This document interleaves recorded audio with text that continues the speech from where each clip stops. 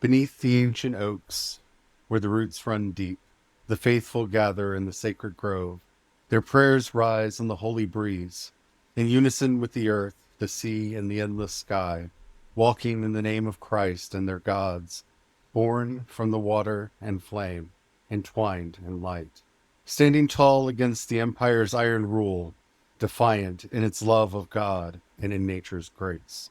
The cross once rugged, now adorned with leaves, lifting up the Son of Man, the Son of God, like a brazen serpent on staff to heal. And all who seek its shelter find their home. No gilded throne, no crown of power, but the wisdom of the oak, the ash, and the yew, and reverence for all the gods and one who walk beside the humble and the bold. The Imperial Church, with steeples high, sought to subdue the ancient ways, to bend the hearts of those who danced beneath the moon, to force them to their knees in cold stone halls. But the oak stands tall, its branches reach wide, embracing all who seek the sacred grove, where Christ and Bridget, hand in hand, do bless the union of the old and new as one. And so the Church of the Oak endures, a beacon in the night, a voice of peace. Its triumph, not in war, but in the hearts of those who find their solace in the earth. The empire's gold shall tarnish, its lie revealed. But oaks grown tall, their leaves return every spring, and those who worship here shall always know the strength drawn from roots that touch the stars.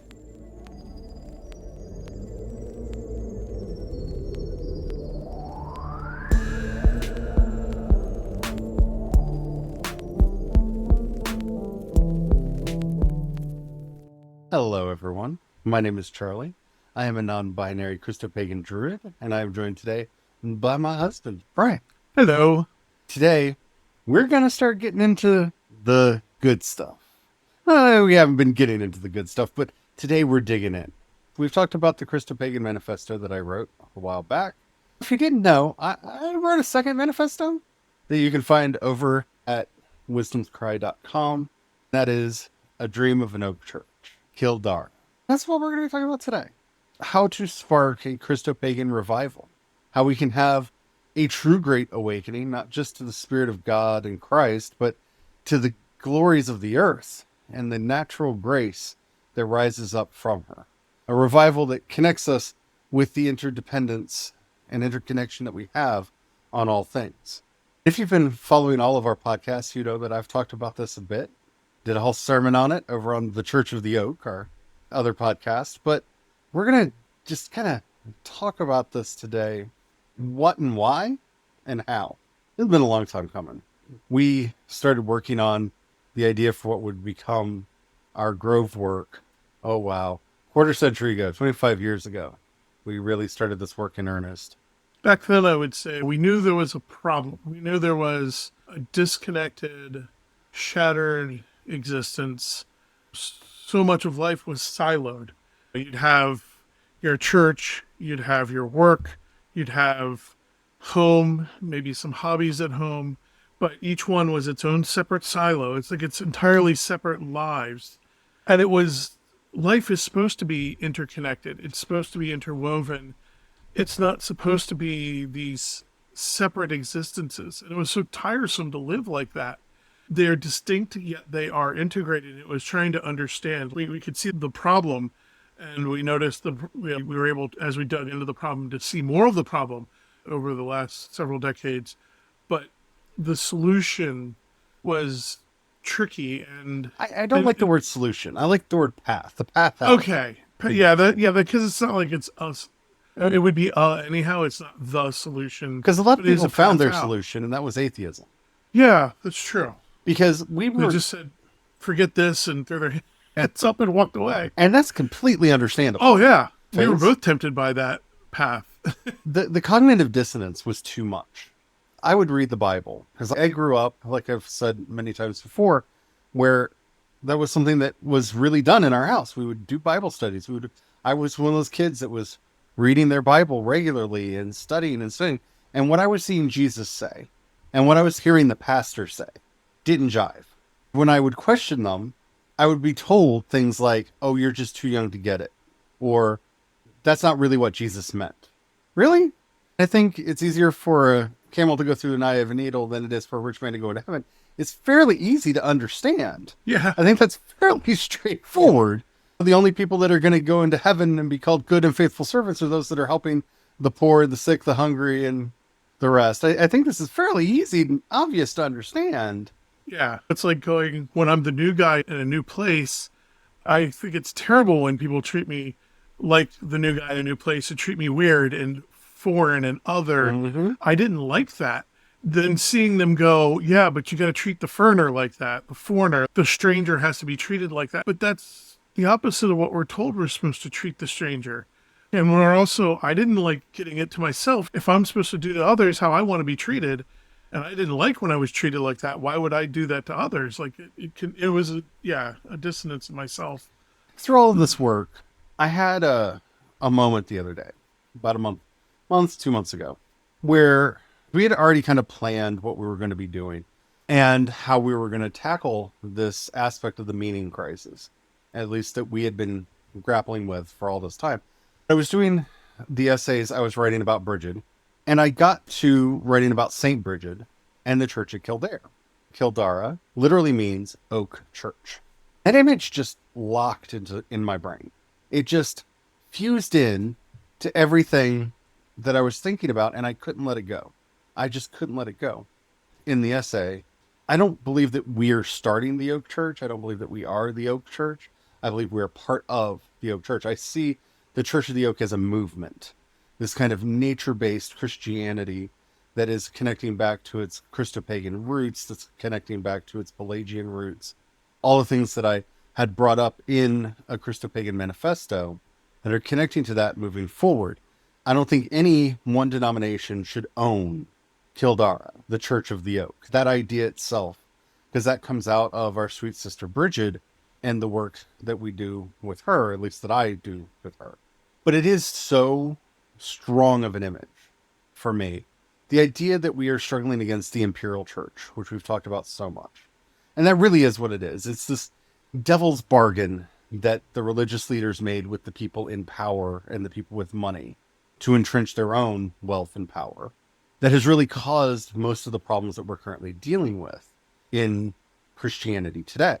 And this idea of the Oak Church, well, oaks grow. They grow often where you don't want them to, as long as an acorn gets into a place. I remember when I was a kid having to help my great-grandparents pull up an oak because a squirrel had buried a bunch of acorns at the corner of the bunkhouse. And one of those acorns decided, I'm going to be a tree here, and was trying to root through the foundation of the bunkhouse. And that would have just torn the whole building down. And if you've never tried to get an oak sapling out of the ground when it's intent on growing, that was an experience. But those images were really popping up in me, and I really like that. You can't get rid of nature. Nature finds a way. And that is why Pelagianism keeps coming up, and why the Imperial Church has had to condemn it over and over and over again, because it makes so much sense. If God created the world and created it and it was good, and we're told by the psalmist that we're to ask the birds and to ask the trees and the plants and the flowers what God is, and to sing along with them in the grand chorus of creation, right? We see the canticle of the creatures that our seraphic father, St. Francis, gave us. And we're calling out with Brother Sun and Sister Moon and Brother Wind and Sister Water and Brother Fire and Sister Mother Earth and Sister Bodily Death and all of these wonderful things, right?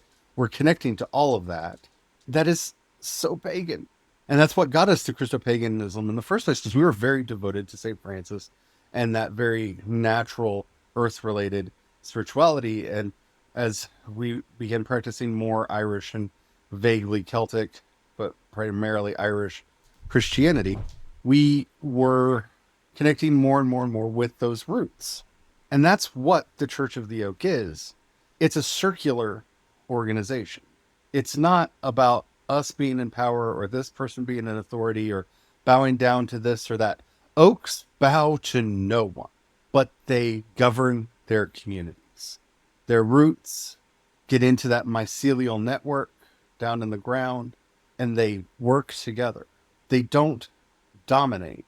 They build communities. That's what forests are. That to me is what the church should be. I look back at the book of Acts and the early writings of the patristic fathers and all of this. What I keep seeing is this community of conversation that gets funneled into a system of power and a system of authority and into a hierarchy that makes no sense for the church. Remember, they had to forge 3 letters of Paul to get it into the Bible. 1st and 2nd Timothy and Titus. Paul didn't write those. We have a lot of evidence that Paul did not write those. Going all the way back to the 3rd century when they were arguing over the canon, many of those early church fathers did not believe that Paul wrote them. We now have the linguistic evidence that shows the language is different. They do appear to use words that were more popular after Paul's death, in the century after Paul's death. The language is wrong, and the style is wrong. But they had to do that just to get it in, just to horn it in. And you see the difference between that and whoever wrote Hebrews. I tend to think that a woman wrote Hebrews. I think, my personal opinion, cannot prove this. This is not the voice of the divine speaking through me or revealing anything here. My personal feeling is that a woman wrote Hebrews. I personally feel like it was written by St. Thecla. Personal opinion, can't prove it. But deep down in my heart, I feel like St. Thecla wrote the book of Hebrews. And if you don't know who Thecla is, Thelca, look her up. She's amazing. She's amazing. A lot of the restrictions we have on women in the church are because of her, because she was outshining all the men, and the men couldn't have it. She's an amazing 1st century church leader, early church leader. She's amazing. Look her up. The church that's mentioned in there, it doesn't have a pope. Jesus is our high priest. Everyone is a member of the Mosaic priesthood, and everyone is a member of the priesthood of Melchizedek. This invocation of Melchizedek, to me, is so powerful because he is a character that just shows up and disappears. He just shows, he's there and he's gone. And he's not a priest of the same God as Abraham. He's a priest of El Elyon, the high God. That's it, the high God. It's a title, not a name. He may have been a priest of El, the Most High, because there was a god named El in the region, but it just means the high God. Abraham went to him, gave tithes to him, received a sacrament that seems very much like communion from him. He seems to be this very important figure. He's there and he's gone. We don't even know his name. Melchizedek may or may not be his name. Melchizedek means the king of the righteous, the king of the just. Melchizedek, it's the king of the righteous. But Melchizedek was all in the minds of the 1st century. We have writings in the Dead Sea Scrolls where they are looking at Melchizedek. What does he mean for us now? When you're sent out into the wilderness, you start looking at when your ancestors were sent out into the wilderness. And for those of us of an Abrahamic faith, we get to Abraham. And lo, we find Melchizedek. But this priesthood is open to everyone. Unlike the fake patristic letters of Paul, there isn't only men of one wife. So you got to be a married straight man. You see these limitations coming in. You see these arguments that men should be in charge and women should be quiet. None of this is in Hebrews. It's this very egalitarian, open church. I feel like that's where we're heading. That's what we're called to be doing. To bring up this order of Melchizedek priests. These priests of the King of Righteousness that are connected with the land, that are connected with... All we know is he was the priest of Salem, which is where Mount Moriah is, the mountain of God. He's literally a king of Zion. There are so many writings that call him God himself, that he's one of the great angels. There's so many speculations about who Melchizedek was. Here's where it gets fun. I'm working on a whole bunch of stuff on Druidry right now. But William Stuckley and many of those early members of the Druid revival believed that the Druids practiced the same religion as Abraham. And you know what? I'm going to agree by disagreeing with them. Because Abraham practiced his indigenous religion. For those of us who are entering Druidry, we are rediscovering ours. Hansi Freinacht, over on his Medium, wrote a wonderful article about giving rise to new indigenous traditions. Is this a thing that can happen? Can we root ourselves into our land, into our culture, into our community in such a way that we can create new indigenous traditions? Or is indigeneity something trapped in the past, something just ancient and old. He asks a bunch of questions to guide to a maybe we can craft new indigenous traditions because they are indigenous to us. We're not stealing them from others. We're not colonizing from others. And part of that is making sure that we are talking to those who lived on the land before us, not copying their religion, but making sure that we are living in right relationship with them and with their culture, and being honest about who we are and what we're trying to do. Having a genuine one-on-one relationship with the sublime, whatever that means for us. As we share these new stories, these old stories, these ways of being, we can craft a tradition that is indigenous to us. It's an interesting idea. I don't know how I feel about it. I've been thinking about this for months. You wrote this article months ago. I feel like that's what we're doing. This is part of that connectedness that really spoke to me. Because if your spirituality is all about what happens in the afterlife, after you're done, that's nice, but what does that mean for today? While I'm still alive, while I'm here. If your spirituality only speaks to, well, how to think correctly, how to discern correctly, how to be aware of your environment, that's great for here and now, but what about the future? I kept running into those problems where, like I said, everything was so siloed. And for me, it's that connectedness, having a spirituality that speaks to now in the present moment, that speaks to my mind and psychology and how to have it processing correctly. Because if my brain isn't working right, how can anything else be right? But in addition to that, once I've got my brain right, how can I work towards being better with myself and with those around me?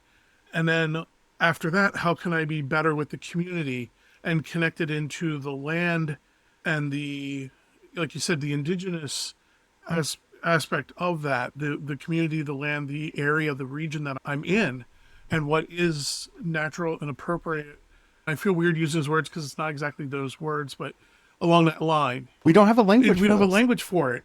And then in addition to that, because I am a spiritual person and I know there's more out there than the main senses can perceive, there is a deeper connectedness, and I'm aware of that. The spirituality needs to be able to address that as well, and what's beyond that. And so that's one of the things I found very exciting about this work now, because a lot of that's interwoven back in and interconnected and presented as one. Instead of having to sit down with a 4-course meal, I can have a plate. It's all there on the same plate. To the imagery of the grove, that's one of the things that I found very exciting with that, is that each oak is different in the grove, but they all came from an acorn. There is that seed that has the same building blocks. So this way it's not just all whatever. That's one of the things I ran into when I looked at some of the other approaches, is when it was a whatever, what was nothing. It's got to have, something's got to be there for it to be that thing, but it can't be so constrictive that it forces everything to be a duplicate. That's really the fine line that I've been struggling with in making this work possible for us to try to open it up for other people. Is I come from a very strong Christian tradition where you write everything down. St. Thomas Aquinas is one of my great heroes. And if you've never read him, he was a Christopagan. He just didn't use that word. Like, he is so into nature and compassion and honest truth telling about how the world actually works. He gets twisted out of context very easily because he's not the easiest person to read. A lot of people will don't understand his mode of argumentation and will actually, he would write his argument, a counter argument, and then a counter to the counter argument. And I've seen too many people quote his counter arguments as if it's what he actually believed. But anyway, I think as my Christian side wants us to have a valid and a vibrant theology to build out of. If you've read A Dream of an Oak Church, you'll see me using a lot of theological terms in there and trying to recast, redefine, or reconnect with what those words meant. And that's because I feel like we need to have a vibrant theological tradition, mainly because we need to understand how we interrelate with the Christian tradition that came before. How do we deal with all of this? The problem with modern spirituality for me is so many people are wanting to throw everything out and start fresh. Or, worse, colonize a religion that they don't have a right to. We see this a lot with people adopting Native American traditions or various indigenous traditions from around the world in a way that they're not participating in it. They're not trying to get into right relationship with it. And some people are. Don't get me wrong. I'm not saying this universally about everyone. I know some people who have connected with those indigenous traditions, worked with the elders in that tradition to show right relationship and get welcomed into those places. But there are a lot of people that use the term Native American because they think all of the groups, the nations in the Americas were the same. Yeah. And they weren't. We need to be able to connect to this tradition, to this past. My love of Jesus isn't fresh and new. It is in me because I've only been on this earth for so long, but there's this long tradition going back, and I have to answer questions in myself about how do I connect with those ancestors? How do I deal with it, with that ancestral line going back, where there are so many people that said such wonderful things. I love Hildegard of Bingen, for example. She's someone I wrestle with a lot. I love Hildegard of Bingen. Her writing moves me, and it's beautiful, and it's uplifting, and it's spiritual, and she supported the Crusades. Yeah, kind of a long silence there, right? Because what do you say to that? How can this woman who wrote so powerfully and passionately about love, who one of her most beautiful paintings that she did, one of her greatest visions, is God holding up to his heart Jesus, Muhammad, and Abraham, all three together in the arms of God, in loving arms of God, support the Crusades? The answer to that for me is when I remind myself, what Jesus said, when they said good rabbi, and Jesus is like, no one is good. We try. We all try. But we have to not pretend that those things didn't happen. Exactly. I love the Gospel of Luke. I love the Gospel of Luke. The Gospel of Luke does have one of the most genocidal sayings attributed to Jesus ever written, where Jesus asks that all of the Jews be rounded up, brought to him so he can kill them. I condemn that verse. That's something I don't feel like Christians have been used to saying. I condemn this phrase of Jesus because I don't believe that Jesus said that, because Jesus was a Jew. I don't think that is a Roman idea that got put in Jesus's mouth because he himself would not have said something like that, right? That's so anathema to his nature. But you have to condemn that. You have to have this relationship where we're trying to be honest about the tradition that we come from. There are beautiful things in it. The Gospel of John is a beautiful thing that has some of the most anti-Semitic screeds in it in the New Testament, and those need to be condemned. And that's the relationship we're having. I feel that feeling that people have of, let's just throw it all away. Like, I look at all the people that are like, well, maybe we picked the wrong set of Gospels, so they're going over to the Gnostic Gospels. But they're problematic too. The Gospel of Thomas says that a woman has to become a man if she wants to have a soul. Yikes. Yeah. Like, none of these traditions that have come down to us are pure and wholly good. It's up to us to question them, to take what is good and pass it forward, but to correct and sometimes to condemn what was wrong in our past. I think that is the era that we're currently living in. That, to me, is the real work of the Oak Church right now, is we're sorting things out. I would love to say that we're in the process of building the grove, but right now we're sorting acorns, because some of those acorns have poison in them. Yeah. It's one of the biggest tools of the Imperial Church is to take something and to misconstrue it or take it out of context and push it forward as if this was gospel truth. This is where a lot of the misogyny comes from, that the Imperial Church constantly puts forward as one of its tools of oppression. And a lot of it is from either taking things out of context or cherry picking certain bad verses. I'm just going to say bad verses. Yeah. And pushing it forward and going, yeah, see, misogyny is good. And it's like, no, this is actually isn't how it is. There wouldn't have been all the thousands of Marys around Jesus. I know it wasn't actually thousands, but you wouldn't have all the Marys running around Jesus if women were bad and impure and not good. There wouldn't have been so many females involved in that early beginnings and so critical to the formation of Christianity if women bad. They forget the most important lesson that Paul did teach us. Work out your own salvation with fear and trembling, testing all things and holding to that which is true. And right now, we're going through the acorns, testing them, looking to see which ones have poison in them, which ones are going to harm the land. How many of them aren't even acorns? Yeah. There's a lot of nut acorns in there. There are a lot of acorn-shaped rocks in the box. And weeds that are pretending to be acorns, or as they like to say in the Bible, wolves in sheep's clothing. Wolf in sheep's clothing. And that's what we're about right now. We're hoping that you'll come along on this journey with us because we're learning and we want to learn together. I've been having some wonderful conversations with you all in the comments. I can't wait to see how that goes on. We are here at the dawning of a new thing. The number of people when we started this work, when I would search around and look up words like Christopagan and Christian witch and all of these words, I found a few people, not very many. We did a search again the other night and there were more. There were fresh voices. They were interesting voices. We started looking at what they were saying and stuff. This is a new movement that's rooted in some very old truths. You can find everything that we're wanting to do over at Wisdom's Cry.